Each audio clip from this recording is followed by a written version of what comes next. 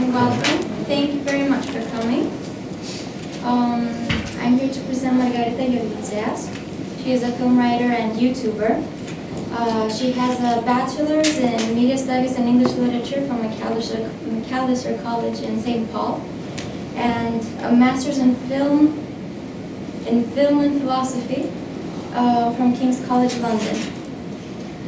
She worked in Film Comment magazine in New York and film marketing for Picture House Cinemas in London, and now she has a YouTube channel called Is It Just Fantasy, where she makes video essays about film and ideology.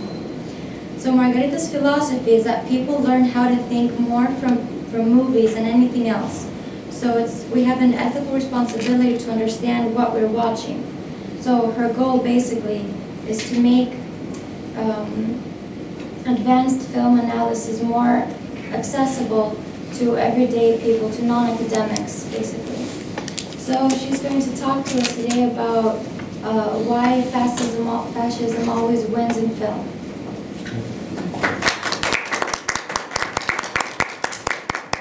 Thank you, Billy. So, as Billy just explained to you all, I'm not a sociologist, I'm not a historian. My understanding of fascism and my familiarity with it as a concept comes primarily from film. And in my defense, I think that's probably true for most Americans. A few years back, I was doing my master's dissertation on Tarantino's history of films, because I was really interested in the ethics of representing historical atrocities. And of course, that inevitably led me to Holocaust cinema and to the Nazi in film. And the question that I kept coming back to, what is a Nazi, anyway?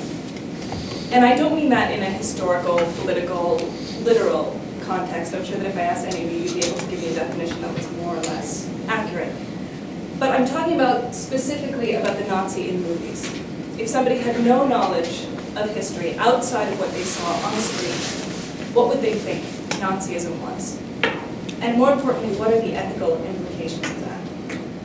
Because this is not that much of a stretch. Most people do get most of their information about history from the movies. So it's really important to understand what it is that they're learning.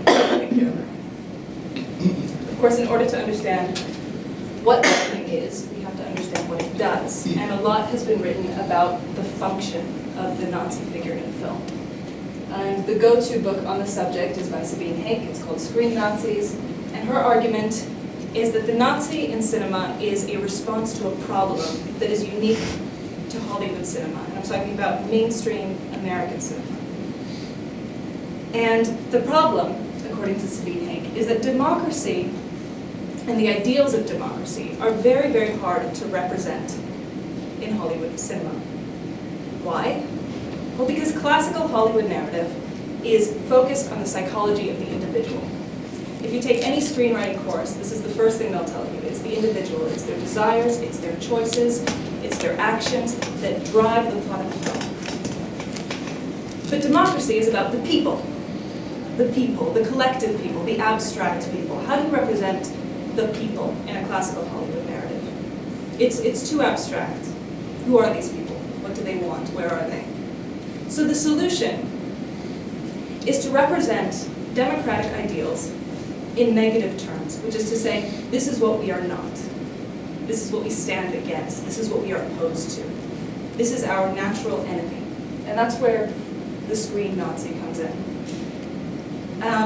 This is especially true in recent decades because communism and the Red Scare is no longer considered a real threat to American ideals. So the Nazi has become this embodiment of, let's say, absolute evil.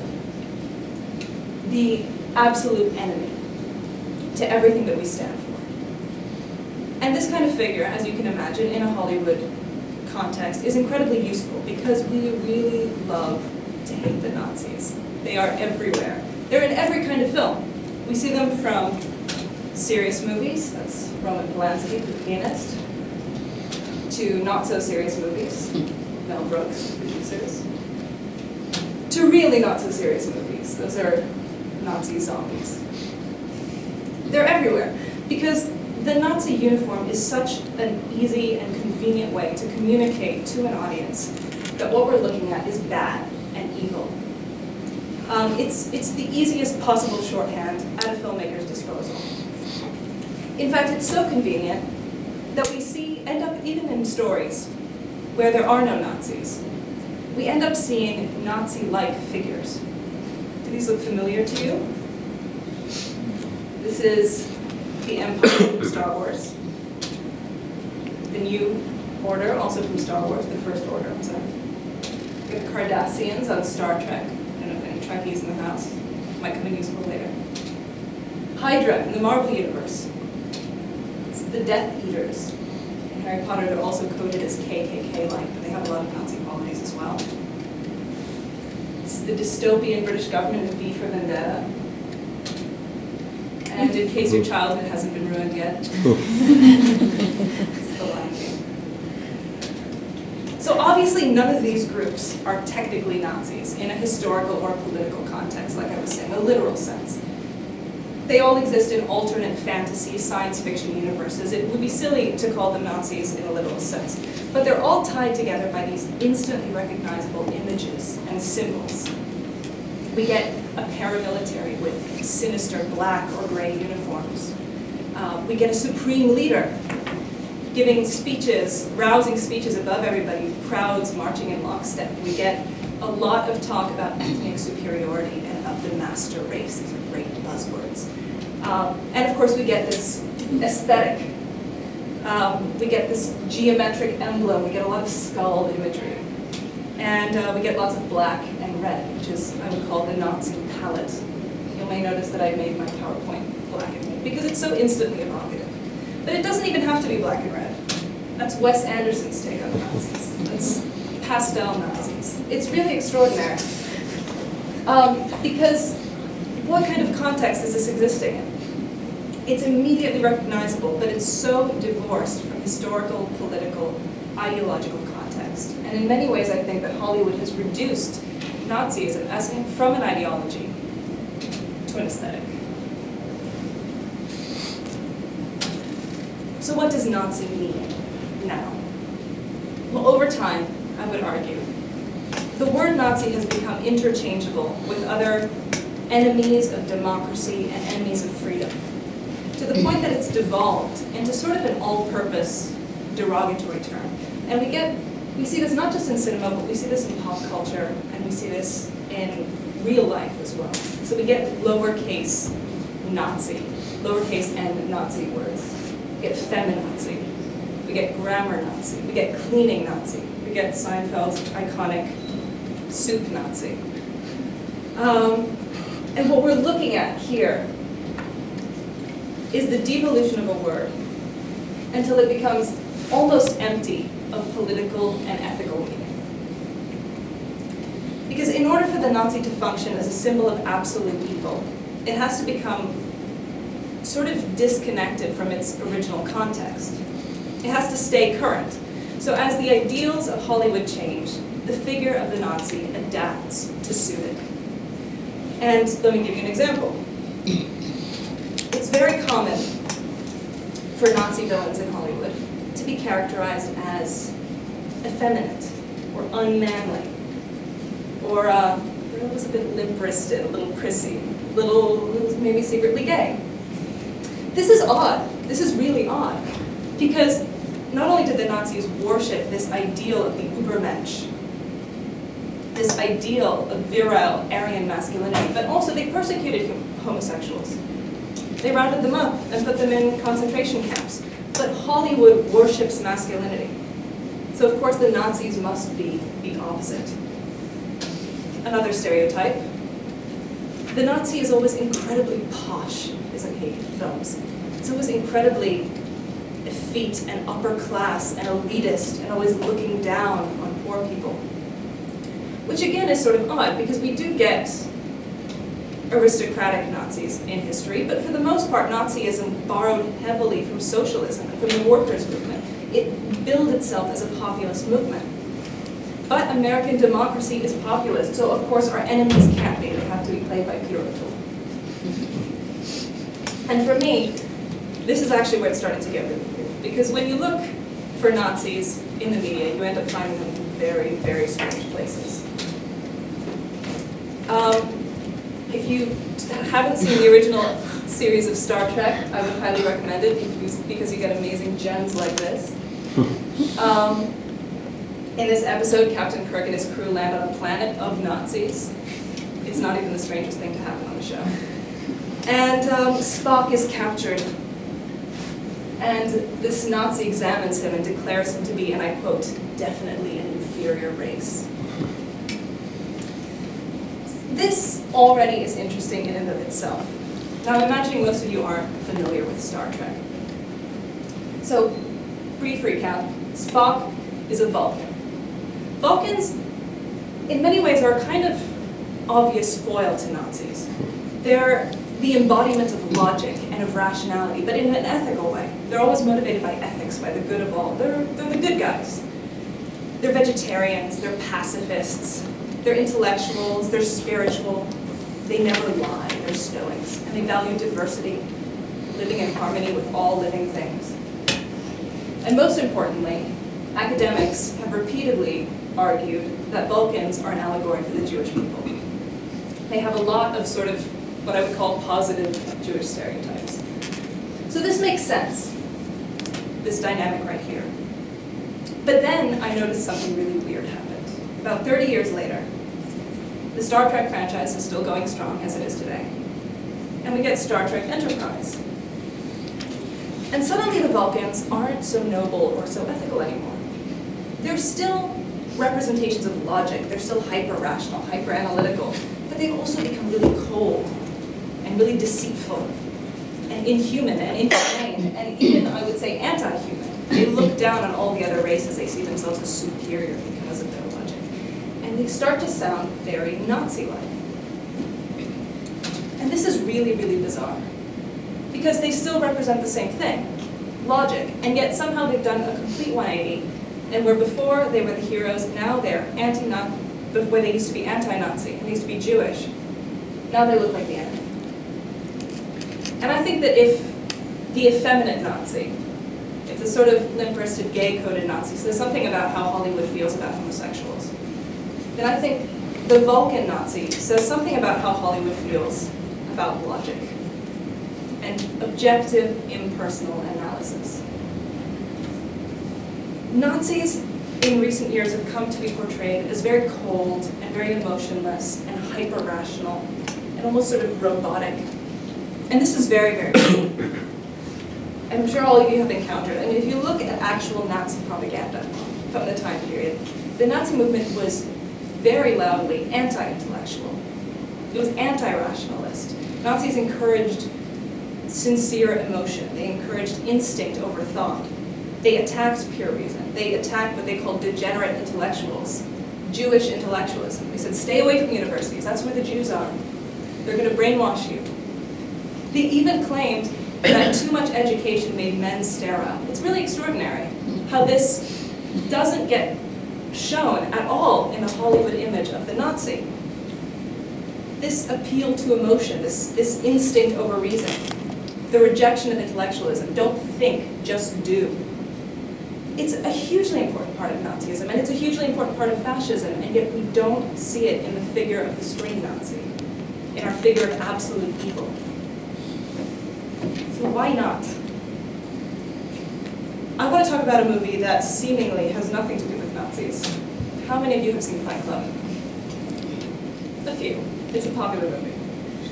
Without giving too much away, Brad Pitt's character starts a fight club for young men. White, middle-class men. That eventually evolves into what I would characterize as a massive fascist cult. And I use that term very deliberately. It's not used in the film. It's not used usually when people talk about the film.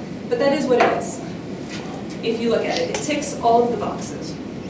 If you look at Umberto Eco, famously made a checklist of qualities that he attributed to what he called eternal fascism, or your fascism. We get the return to tradition, the rejection of commercialism. We get the cult of action for action's sake. We get the appeal to a frustrated middle class. We get lots of conspiracy theories. Fear of difference, Disagreement is treason. We get a charismatic leader, who's Brad Pitt. How charismatic can you be? Selective populism. Here, the glorification of masculinity, the glorification of violence, of death, contempt for pacifism, contempt for weakness, contempt for women, and newspeak, changing language. So this doesn't look like what we think of as a Nazi. Where's the prissiness? Where's the elitism? Where's the uniform? Where are the symbols? Where's the color palette that we know so well? And it doesn't sound like a Nazi. Where's all the talk about the master race and ethnic superiority? But make no mistake, this is fascism, and all you would need is a dose of racist ideology to make it neo-Nazism. If you look at the actual story of Fight Club, it's anti-fascist. This is not a fascist film, it's a good film, it's a very smart film. Brad Pitt's character is eventually revealed to basically just be a charlatan. He's a con man, and he ruins people's lives, and people end up dying because they buy into his intoxicating and seductive ideas. And yet when Fight Club came out in 1999, there was a huge trend of young men starting real-life fight clubs. And I think this trend is still going on today. Fight clubs are a real thing now because of this movie. And this ideology has become very, very popular. I barely had to look in the internet to find so many articles and inspirational quotes from Fight Club that will inspire you to break free. Tyler Durden is the best life coach.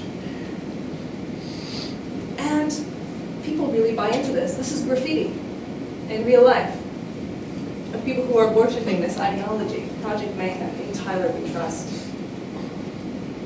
And this is the most astonishing thing to me. Anti-fascist fight clubs. Yes, people starting fight clubs in the name of fighting fascism.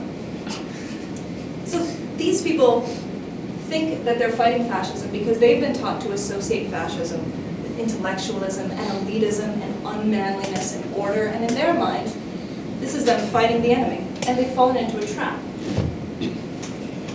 Why is this? Why didn't this work? Why didn't the message of this film come across? I think this has a lot to do with the technology of cinema.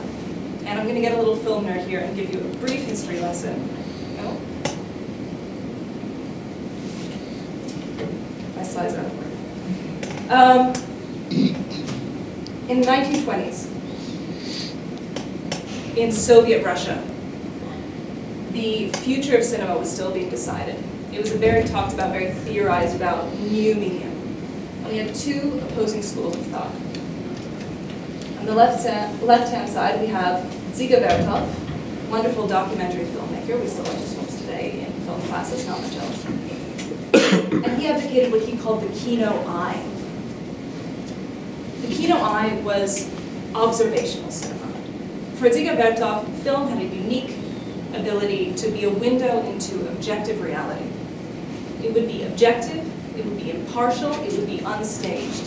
It would be a tool for people to see reality in a more analytic and rational way. And then you had Sergei Eisenstein, who, if you've heard of one of these two, that's probably the one you've heard of. And he advocated the Kino fist. Propaganda. Film would be subjective, film would be emotional, film would be manipulative. Film would use the technology of montage to, what he said, infect the viewer with emotion. And he went on to make some of the greatest propaganda films in history, and we still watch them in film classes today, although, as I grant you, not very much else.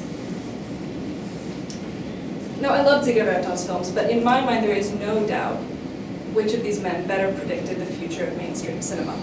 If you look at Hollywood cinema, which is the style that dominates, it's the Kino fist all the way. It's not a reasoning medium, it's an emotional medium. It's not an instrument of logic, it's an instrument of emotional manipulation. It doesn't work unless it moves you. So what's the point?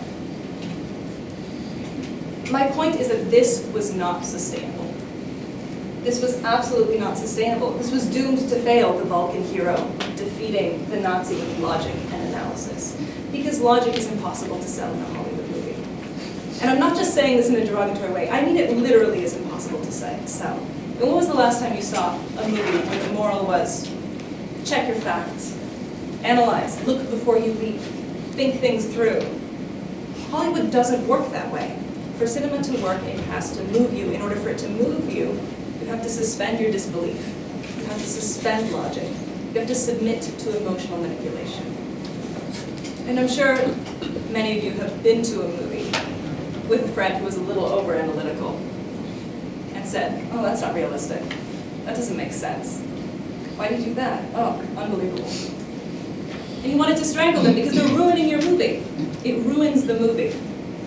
The logic of Hollywood is allergic to logic. It is very much like fascist logic.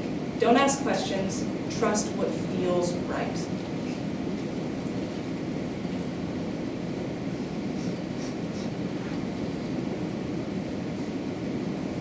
So I would argue that submitting to primal feelings, belonging to a crowd, all these aspects of Nazi ideology, which are so fundamental to Nazi ideology and to fascist ideology, as I've said, are almost impossible to portray in a negative light. Because when you put them on screen, people like it. That's the simple fact. People love it. People respond to it because it feels good. It feels empowering. When you go into a film, you're not thinking with your analytic brain. Hollywood says, don't listen to the voice of logic, because the voice of logic spoils the movie for you. It says the voice of logic, that is the enemy. That is what Nazism looks like, that's what fascism looks like. Emotion and instinct are going to free you from him.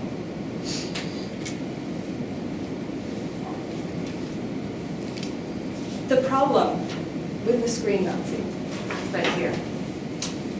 And I said earlier that Hollywood has taken an ideology and reduced it to an aesthetic. Hollywood has taken an idea and replaced it with a symbol. And that is very, very dangerous, because this figure right here on the left is politically meaningless. It's empty of political meaning, it's empty of ethical meaning, as I've said. All we have, all that this represents, is an enemy to be destroyed. That makes us vulnerable. When you mistake aesthetics for politics, that's when you're most vulnerable to fascist ideas disguised as freedom and individualism. Because we think we know what fascism looks like, and we think we know what freedom looks like. As you know, in America and in Greece as well, new forms of fascism are on the rise. And it's very easy to say, well, how can these people associate with the image of absolute evil? But they don't. They don't associate with the image on the left. They associate with the image on the right. Because fascism doesn't show up looking like the enemy. Fascism doesn't show up dressed in the uniform of absolute evil, in the red and black with the symbols and the swastika and the talk about the master race. So fascism doesn't say submit. Fascism says be free. Free yourself from the burden of thinking. Become a warrior, not a worrier. It says reclaim your power. Reclaim your masculinity. Seize the day. I would like to go have a whole other presentation on the Dead Poets Society and how it's fascist. Don't think, feel. Stop overanalyzing. Trust your instincts. So fascism sounds a lot like Hollywood. What it doesn't look like is this. I've covered a lot of ground in a short amount of time, so I want to open up the floor to questions. Before I do, this is my YouTube channel, in case you want to hear more of my voice. Shameless self-promotion, that's the link at the bottom. Is This Just Fantasy? And I talk about film and ideology. Does anybody have any questions?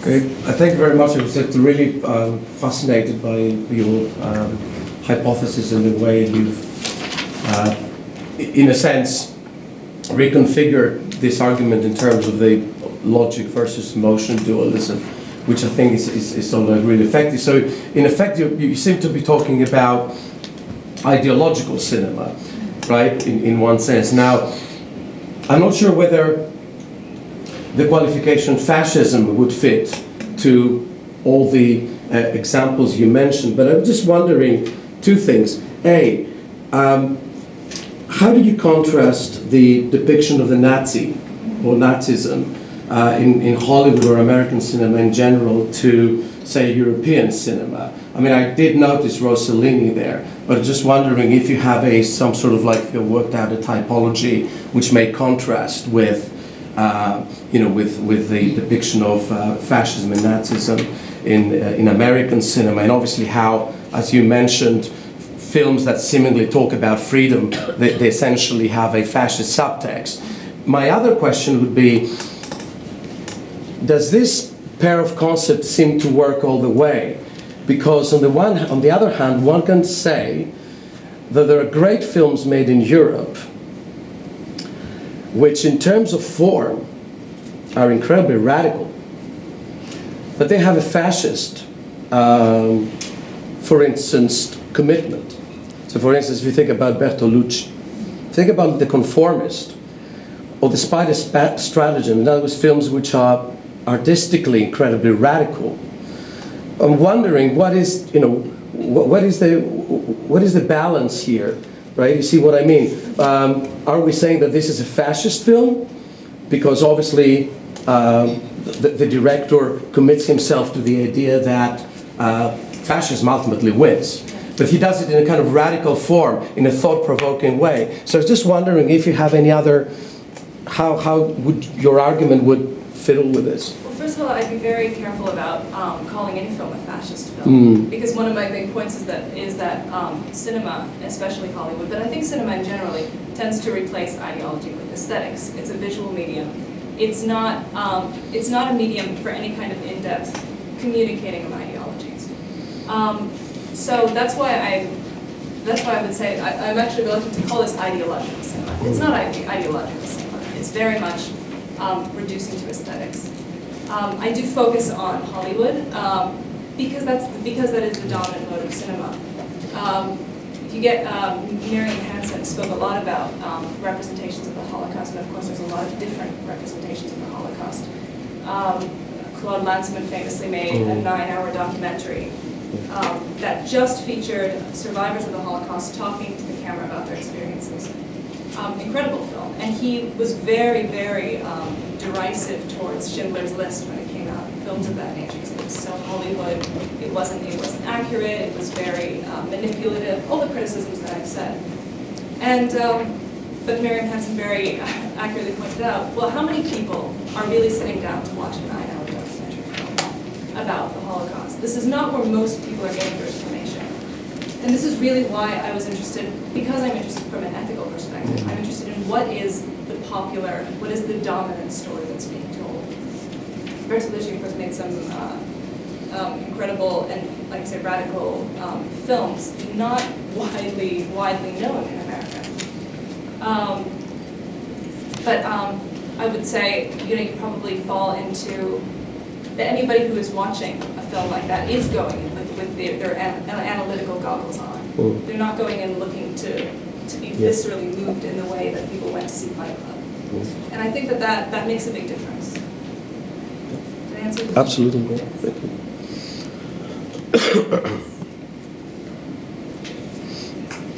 Thank you so much. I was really fascinated by your talk.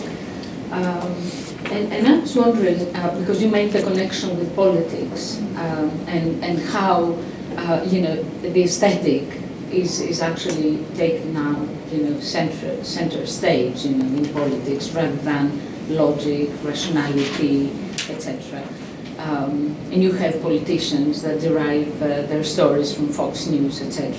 So, which is about emotions, after all. It's not about evidence, it's not about rationality.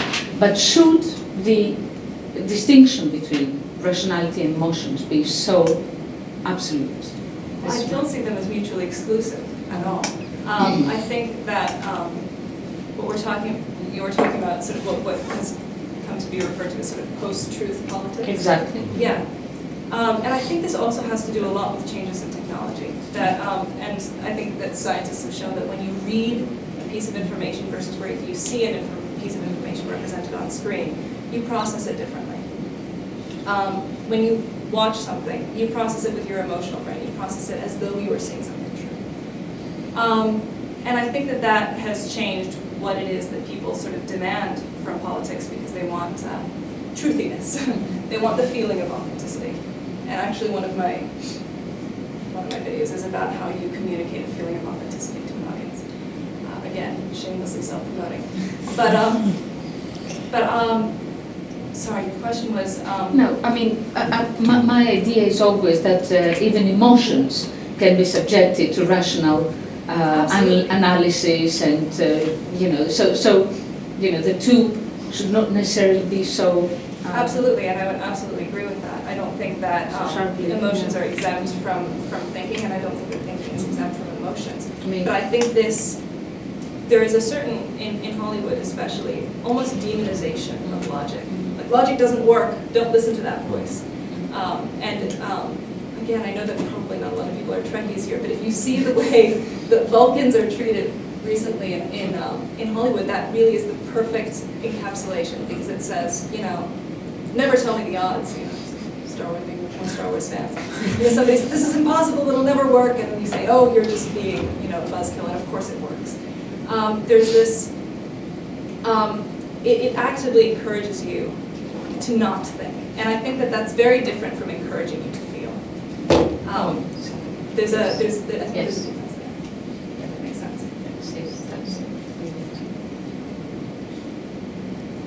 I have a question, yes. About the posters that you showed with the film, the Dead Poet Society and The Matrix. That were some of the movies that haven't even crossed my mind that a message like this could be conveyed. Why do you think that people focus? Basically, you kind of answered already this one. But why is it, even though there are people that are consciously entering the film, like I know that what I'm going to see, it's kind of portraying this and this and that. Why do we all end up moving towards our emotional interpretation of the movie, apart from that the visual affects our emotions at some point? How do we end up losing our morality, let's say, at some point? Well, I think it's that film is a shorthand. I mean, film doesn't have time to lay out very complex ideas. Film knows what buttons to push to get you to feel certain feelings. And again, I don't think that the Dead Poets Society set out to discourage thinking. On the opposite, it set out as free yourself from conformity, trust your instincts. But in a way, but film doesn't have time to really develop and deconstruct and take things apart. It knows, and again, this is what I say, replacing ideology with aesthetics. It knows which buttons to press so that you feel the feeling of freedom. You feel the feeling of empowerment. It's very much a shorthand, just like the Nazi is a shorthand. They know, they say, seize the day, boys, and that's all you need. That's really all you need. And again, if you take a screenwriting class, they say don't waste time, do the most effective thing, grab your audience. And I don't think that this is even ethically a bad thing, this is just how cinema works. And I'm not saying that these films are fascist films, again, but I'm saying that that it is this discouragement and this discouragement of intellectualism and rationalism that I think makes us fall prey to fascist ideology when it shows up, because it sounds very familiar and it sounds and feels, it knows which buttons to push in the same way that Hollywood does. Does that make sense? Yeah. And do you think that because of that we tend to be more open to the ideology when it comes to society? Like you see extreme behaviors in films that you kind of accept, so does that make us more open when we see it on a more interpersonal level? I feel like that's actually that's something that for a scientist to say. But I'm sure, I don't want to speak out of turn, but I think that scientists have shown that yes, you do get affected by what you see on screen. Again, because you process it differently from something that say you're not, that it's, your filters aren't down in the same way. But I don't, yes, to me, the question of ethics is more a question of what's going on in your mind. What is your mind prepared, what is your mind sort of keyed up to receive, and what is it keyed up to reject? And that to me is the really interesting ethical point, as opposed to what it is that people actually do, which I think is the secondary thing. But of course, I'm a humanities major, so I'm much more about the ideas than the practical side of things. Somebody else have a question? Unless there's someone else, I don't want to monopolize No, it at all.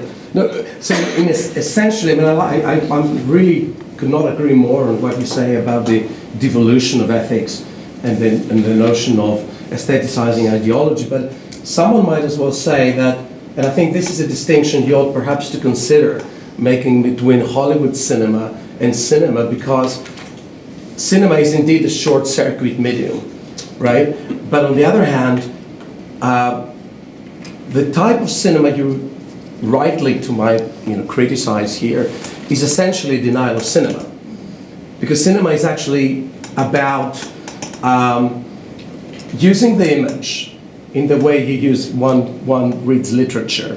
They're not the same, but they're sort of like similar. So to compensate for the fact that the signifier and the signified are just aligned visually, right?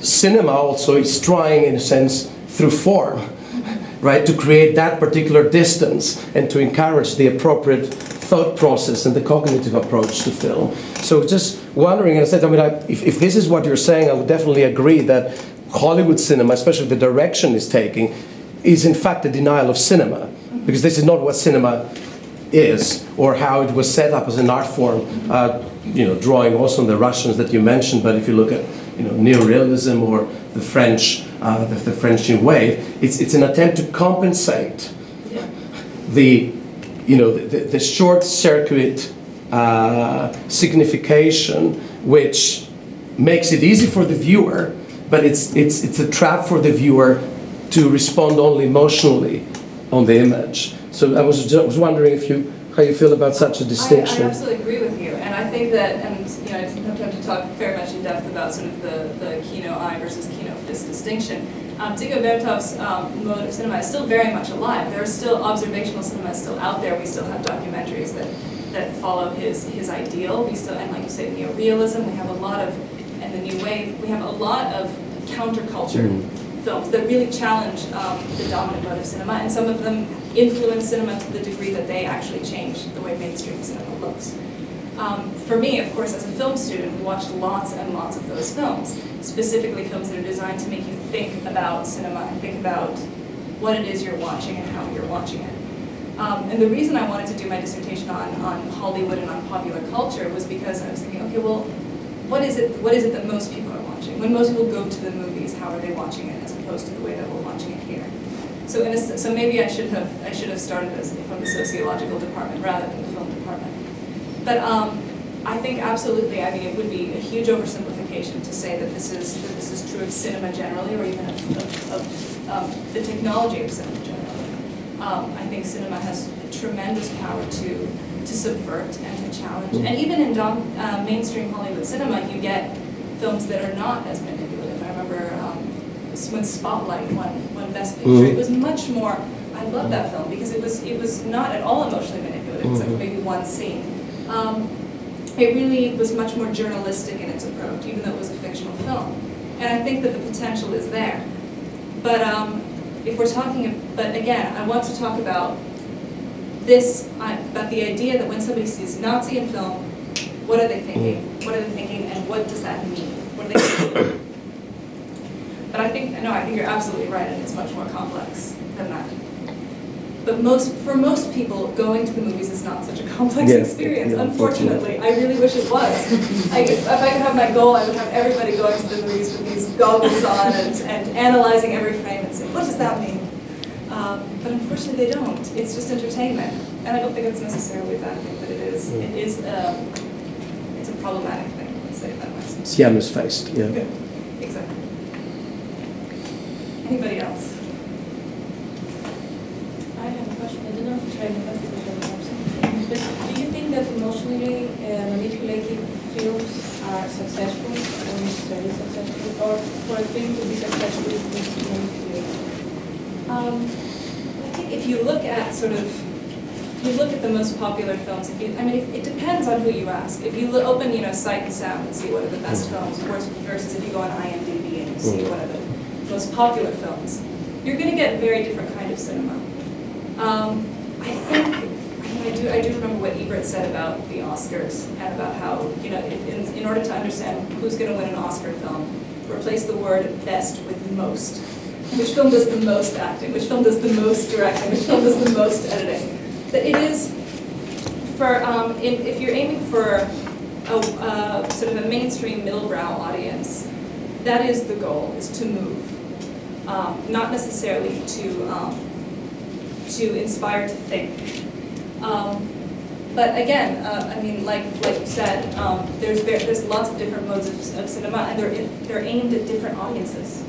To me, I was sort of looking at what is the lowest common denominator. What are we looking at here? I was looking at Captain America, really like as mainstream as you can get. What are people watching for entertainment? What are people going to on their Saturday night to enjoy? And I think that if you ask the critics, you would get a very different answer. But we can't all be critics. Anything else?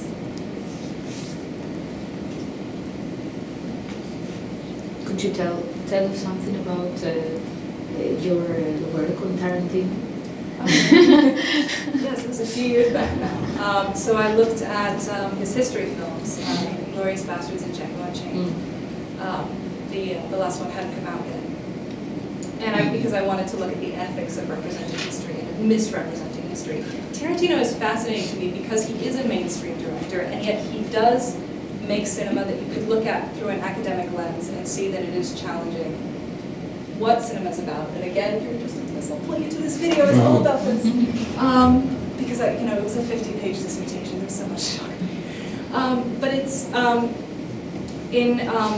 the way that I see it, what Tarantino does is he mixes genres. People say Tarantino is a referential director. I think it's sort of unfair because all directors are referential directors, but Tarantino makes the wrong references. He takes things where they don't belong and he puts them together so you're very hyper aware of what you're watching as fiction. And I think that maybe most people don't get past that, but if you, in terms of the ethics of what it means to watch a film about World War II or a film about slavery, he specifically went and sought out the biggest atrocities in modern history.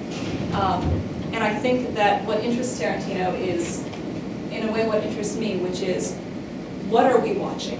What are we learning from what we're watching? He wasn't making a film about slavery, he was making a film about films about slavery.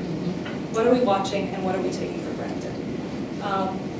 So, in a very basic way, to distill my dissertation, that's what it was about. What are we watching? What do we learn from what we're watching?